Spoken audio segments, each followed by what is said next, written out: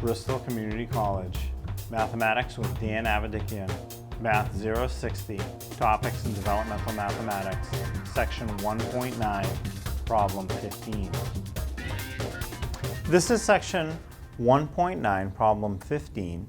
It says, find the final answer for the following exponential expression.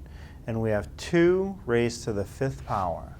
So 2 raised to the 5th power would be 5 2's multiplied times each other. 2 times 2 times 2 times 2 times 2. So 1, 2, 3, 4, 5.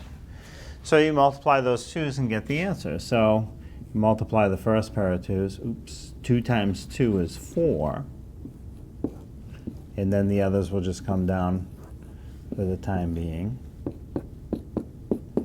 And then 4 times the next 2, that would be 8.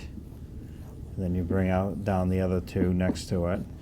Then you can do 8 times 2 is 16. The last 2 just come straight down. Then finally, 16 times 2 is 32. That's going to be the final answer. So if you multiply 5 2's together, the answer comes out to 32. So the answer is 2 to the 5th power equals 32.